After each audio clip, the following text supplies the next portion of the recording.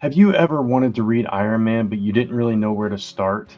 Well, this new series by Joshua Williamson is doing something really smart for new readers. It's taking Tony Stark back to his roots while still being firmly planted, firmly set in the present Marvel comic universe. Welcome back to the channel where we talk about only good comics. I'm Brant, and this is Jumping On Point. This is a brand new series where I break down the easiest places to start reading comics, no homework required. This may be a brand new comic that just came out. It could be just the perfect jumping on point for a specific character or a title, maybe a new arc that is very new reader friendly. And this episode, the jumping on point is this new Iron Man series by Joshua Williamson and Carmen Carnero that recently came out about 3 weeks ago. This book feels very intentionally built as a clean entry point for new or returning readers. How can it be both? Let's talk about that. First of all, this book isn't dropping you into the middle of a massive crossover. Oftentimes, books, especially in Marvel and DC, will kind of be around an event, whether it's building up a character's kind of place in that event, or it's spinning out of that event and kind of you have to bread that event to know what's going on. This has neither of those things. It's completely its own thing, yet it does have some connective tissue to things going on, which brings me to my next point. It's not buried in years of continuity, but continuity is still present. There are things that happen in this book that clearly tie into things that are going on in other current series that are spinning out of other story arcs and mini events in other books, but you don't need to have read any of those to appreciate the story in this issue. The next point is it's a reset to the core idea of who Tony Stark is. And I'll expand on that a little bit more later, but in short, we're going back to Playboy genius Tony Stark, who's interacting with the next generation of innovators in the form of an award that is being given out at this presentation. And in typical Tony Stark fashion, he doesn't realize the award is being given to somebody else. He thinks it's an award for himself, which is just classic Tony. And he's also dealing with the consequences of the technology that he puts out into the world, which is a trope that has rang true for Tony Stark since the very beginning. What you need to know going into this series are just a few things. Tony's status as of the beginning of this series is that he is established, he's confident, he's fully operating as Iron Man, and everybody knows it. This book assumes you know who he is, and it moves forward from there. So if you don't know who Iron Man is, if you don't know who Tony Stark is, first of all, where you've been at, because he's been all over the place, whether it's media and comics, etc. He's been a central character in the Marvel universe. So it does assume that you have that knowledge, of course. But beyond that, you don't really need to know a lot about his history or a lot about his even recent past or where he's going, because this kind of just sets him firmly where he is right now, outside of everything, just dealing with his company, his tech, his supporting cast, and going from there. Which brings me to the next thing, which are familiar faces. In this book, we see Pepper Potts, who has not been around for a while. This was a mainstay in Tony Stark's life for a while, definitely present in the MCU, so it makes sense that she would pop up here. But we also get some other familiar faces like Agent May from the Agents of S.H.I.E.L.D. TV show. Yes, she's a slightly different character in the comic universe, but it's still fun to see her. And if you're coming into the comics from the cinematic world, you're going to get a very familiar Tony Stark. You've got Pepper Potts and you've got Agent May from the MCU as well. So you're getting a well-rounded cast of characters that you might be more familiar with. The antagonist in this book, or at least in this first arc, is Madame Mask. Now, granted, Madame Mask hasn't been popping up all over the place in multimedia and all that stuff, but she has had a very strong presence in recent comic history. She has been involved in storylines over in Amazing Spider-Man, in Venom, in other titles as well. She's really been on the rise over the past couple of years, so it kind of makes sense that she would come into play here. Madame Mask is the main threat in this first arc. She's also an ex-girlfriend of Tony Stark's, which kind of brings you back to that continuity. And it is referenced in this issue, so you don't really need to know that, and you don't really need to know that much about the relationship. You kind of get the gist that, hey, it didn't work, and also she's a villain, I'm a hero, and there's always going to be that conflict, right?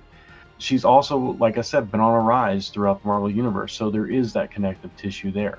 Her motivation in this story as the antagonist, the villain of the story, it goes back to that classic trope. It's a very classic Iron Man villain kind of thing where she wants her own version of Stark tech and the power that comes with it. And what's more, classic Iron Man than that? Why this feels like classic Iron Man is a lot of what I said, and a lot of what we see in the first issue echoes those core themes that you've seen in classic Iron Man stories. We have the idea of Stark tech being copied or misused and weaponized, and that's been a central theme for Iron Man since day one, and that continues here. If you've ever read stories like the original Armor Wars, the DNA of stories like that is in this book. But you don't need to have read any of that to kind of appreciate this. It works all on its own. It feels familiar, though, to longtime readers of Iron Man without being intimidating to new readers.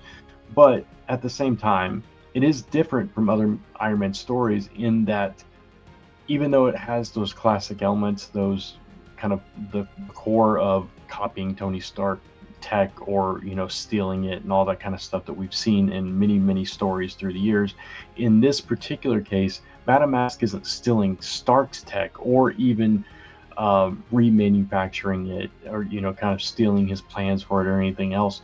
She instead is looking at the next generation, these innovators that Tony Stark is kind of awarding, and trying to get somebody, her own next Tony Stark, to build her own tech to rival Tony Stark. So that's kind of where the difference is. It's very familiar, yet it's different at the same time. So it's kind of a new twist on an old concept, if you will. So if all of that sounds exciting to you, you'll definitely want to check out Iron Man issue 1 by Joshua Williamson and Carmen Carnero. Like I said, it's been out for about 3 weeks. Issue 2 will be coming out soon, so it's a great time to jump into this. You don't really have to have prior knowledge of what's been going on with Tony Stark in the Marvel Universe or Madame Mask, really. You can just kind of jump into the story and appreciate it. If you have read this story and you're looking for other Iron Man stories to check out, I'll give you a really a classic one from probably about 30 years ago, and then I'll give you a more recent one from the past, probably 15 years.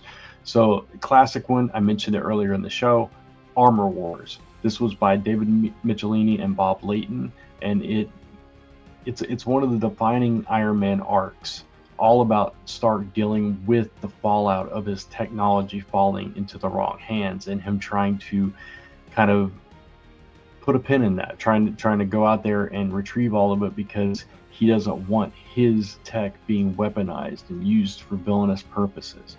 And it's a really strong story.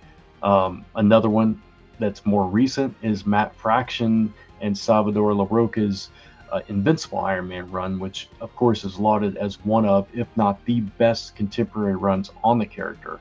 It's character focused and it's highly influential on how Tony Stark is portrayed and perceived in the comics and multimedia today. Going back to continuity, the current Iron Man series, it does exist within the larger Marvel universe.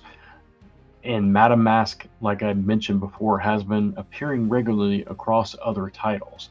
So while you don't need to read any of those books to appreciate this story, to get into the story, to understand who these characters are, it will add a little bit more flavor if you do. If you go back to the Amazing Spider-Man Gang War, you'll start to pick up the threads of Madame Mask there. And in the current Venom series, she has been appearing regularly fighting against Venom and kind of getting her rise to power with AIM. And that's where her entry point is in this Iron Man series. So if you want more context, go check it out, but you absolutely do not have to.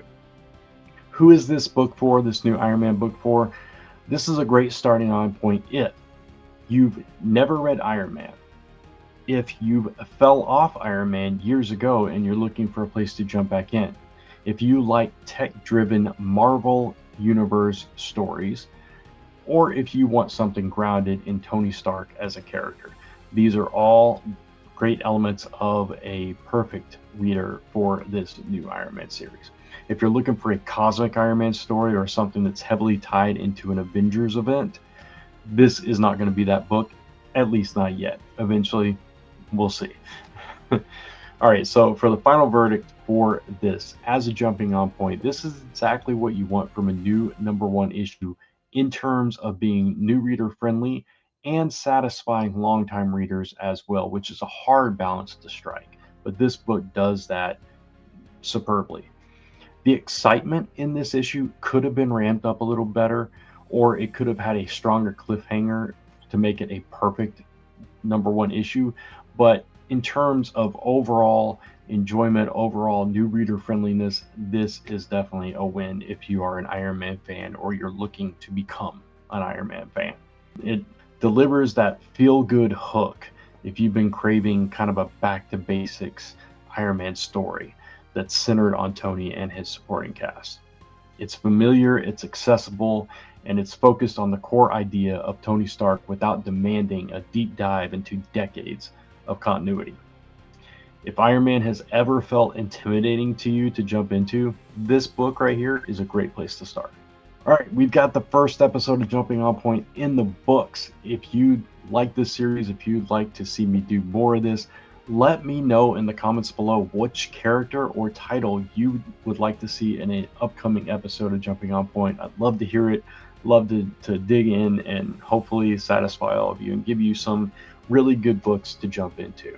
And of course, if you enjoyed this episode, hit that like button and of course, smash the subscribe and ding the bell so you don't miss any of the content on the channel. Check out my Friday First series on Fridays where I give my top list of new first issues coming out the following week. Of course, you can follow me across social media at OnlyGoodComics or type in OnlyGoodComics.com to take you right back to this YouTube channel where we talk about only good comics. Until next time, thanks for watching. Take care, keep reading those comics, and I'll see you soon. Bye.